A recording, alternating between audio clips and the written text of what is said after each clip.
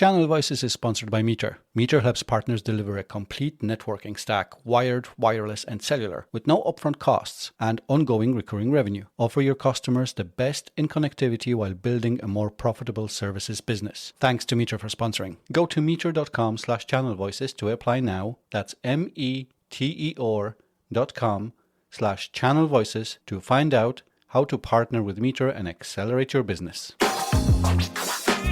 Designing partner tiers in 2026 is less about gold, silver, bronze labels and more about building a system that focuses your investment, rewards, real capability, and gives partners a clear path to grow. In this Channel Chewsday follow-up, we'll chew through what modern tiering looks like, when you actually need it, and how to avoid turning it into a bureaucratic mess.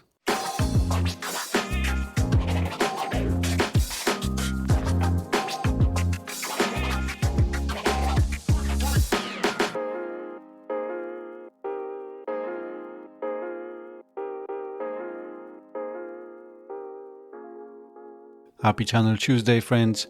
It's Maciek here, and today we're following on from our MDF segmentation episode with a big related topic, designing partner tiers in 2026. If you've ever stared at your program and thought, do we really need all these levels? Or why is everyone gold? This one's for you.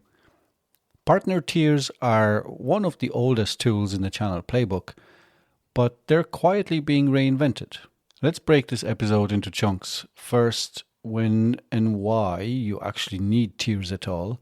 Second, what modern, today and tomorrow ready tiers look like, what goes into the criteria and benefits. And third, some practical design tips so your tiers drive behavior instead of just generating more logos for partners' websites.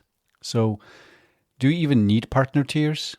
The honest answer is not always. A recent piece on reseller programs made the point that tiers really start to matter when you have scale. Lots of partners, limited resources, and very different profiles across your ecosystem. If you only have a handful of deeply strategic partners, formal tiers may be overkill. But once you're dealing with dozens or hundreds of partners, tiers help you segment, focus enablement and MDF, and set expectations. Well-designed tier structures usually have at least 3 levels. Think of examples like Arista's partner program with Authorized, Elite, and Elite Plus, or VMware's Partner, Advanced, and Principal tiers. In both cases, higher tiers come with clear requirements and richer rewards, better margins, more support, access to leads, maybe co-sell or MDF. CRN's 5-star program coverage consistently highlights vendors whose tiers do 2 things well. They're easy to understand, and they align benefits with real partner commitment, not just past transactions. That brings us to how modern tiers are built. Historically, tiering was almost entirely volume-based. Hit a revenue or bookings number and you climb a level. In 2026, that's shifting to more balanced scorecard. A recent guide to partner leveling talks about mixing performance metrics with capability metrics, so revenue, growth, and deal registration conversion on one side, and certification, specialization, and customer success on the other. Channel consultancies and tools are pushing this points-based or flexible criteria model, where partners earn credit for multiple behaviors, not just resale. If you look at concrete examples, that pattern shows up everywhere. VMware's principal partners need master services competencies, not just volume, to unlock better rebates and co-sell opportunities.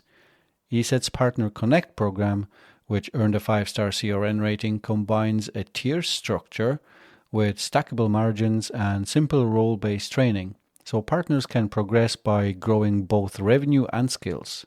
In other words, tiers are becoming a way to recognize capability and alignment to your strategy, not just size. So what should actually go into your tier criteria? That reseller tiering article suggests a mix of performance metrics: partner-generated revenue, gross margin, sales growth, customer acquisition, and deal registration conversion rate. On top of that, many 25, 26 tiering frameworks layer in things like customer satisfaction scores, renewal rates, marketplace presence, and coastal engagement with you or hyperscalers. A point-based approach can help. You give points for hitting revenue, more points for earning key certifications, more for investing in marketing, more for sourcing net new logos, and so on. Benefits, of course, are the other half of the story.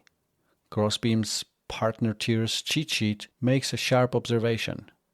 Tiers only work if the benefits ladder feels meaningful at each step. You want partners to feel a real difference between levels. Better discounts, more MDF, higher quality leads, stronger co-marketing, maybe even product roadmap input or joint innovation opportunities. Zendesk, for example, reserves qualified lead routing for its top tier to motivate partners to climb, while VMware gives principal partners access to richer rebates and program perks. ESET highlights profitable margins, incumbency protection, and flexible support as part of its tiered value proposition. The trick is to keep the whole system simple enough that partners and your own field teams can explain it in a couple of minutes. Most guidance says document tiers clearly, write down exactly what's expected at each level, what partners have to do to move up, and what they get in return. That clarity is what turns tiers from a black box into a growth plan. Here's where you are now. Here's what you'd unlock by moving up. Here are the steps to get there. Now, because this episode is a follow-up to our MDF conversations, let's connect the dots.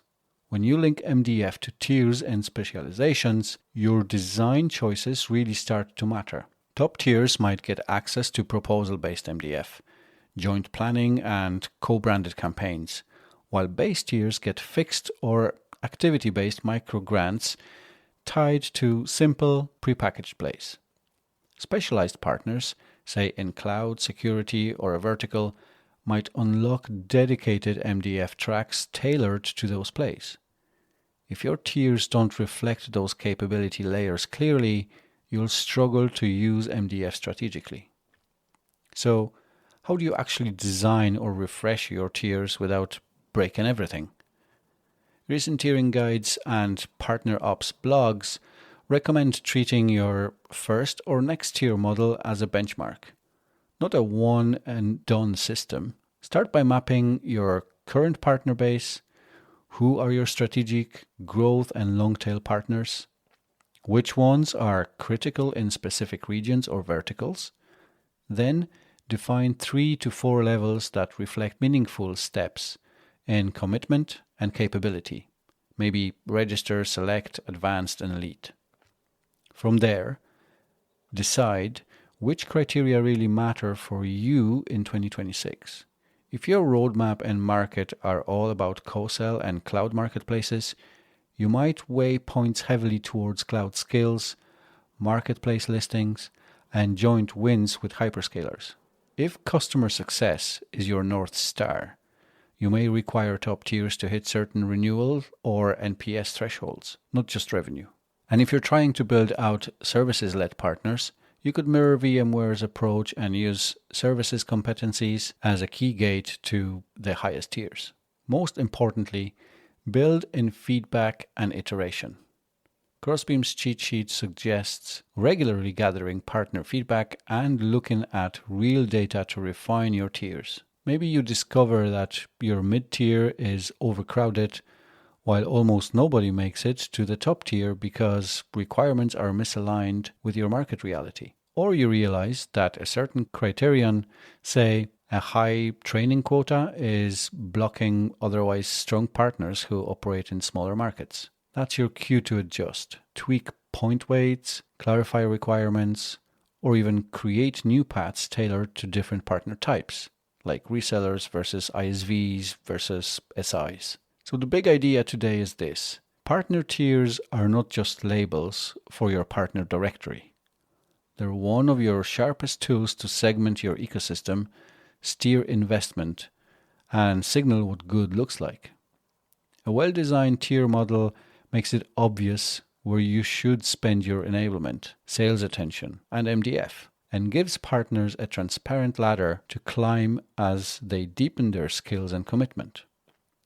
If you treat tier design as a living system, anchored in data and feedback, you'll end up with something that actually helps both sides make better decisions, instead of just adding more acronyms to your partner portal. That's today's chew on designing partner tiers in 2026. If you've recently overhauled your tier model or decided to ditch tiers entirely, I'd love to hear what you learned and what surprised you. Thanks for listening to Channel Chewsday, and I'll see you next time as we take another bite out of the channel and partner ecosystem.